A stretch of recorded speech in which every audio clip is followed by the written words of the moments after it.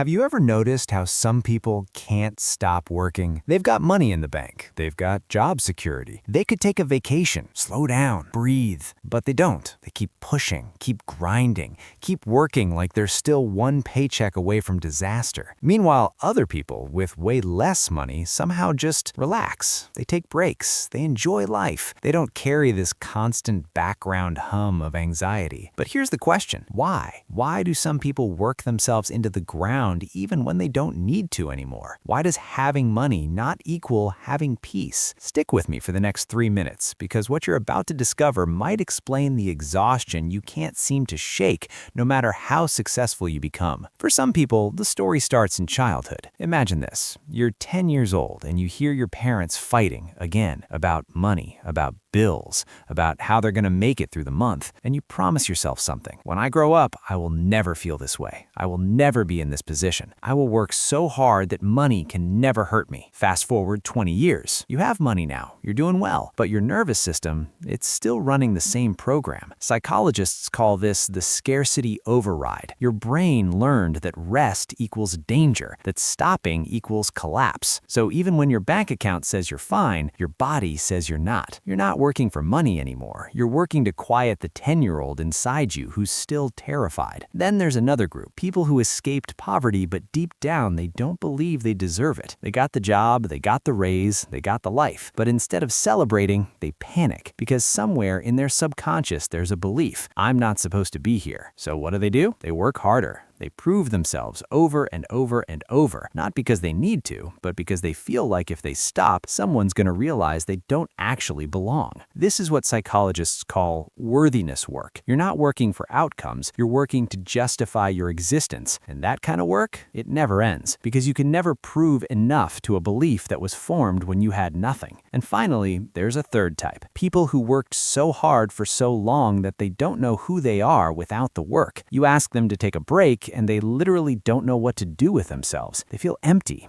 useless, like they're wasting time, because their entire identity was built around being the hard worker, the provider, the one who never quits. And if you take that away, who are they? This is the identity trap. Work isn't just what you do, it became who you are, and stopping feels like dying. And here's what's heartbreaking about all three of these. They're not lazy, they're not greedy, they're not chasing status. They're just trying to outrun a feeling, a memory, a version of themselves that felt powerless. But the cruel truth is this: you can't outwork trauma. You can't earn your way to feeling safe, because the finish line keeps moving and your nervous system doesn't speak the language of bank accounts. So here's my question to you. Are you working towards something, or are you running from something? If this hit different, if this explains something you felt but couldn't name, you need to subscribe. We go deep into money psychology, class trauma, and the patterns that quietly control your life every single week. This is Class Consciousness, where we don't just talk about money, we talk about what money does to you.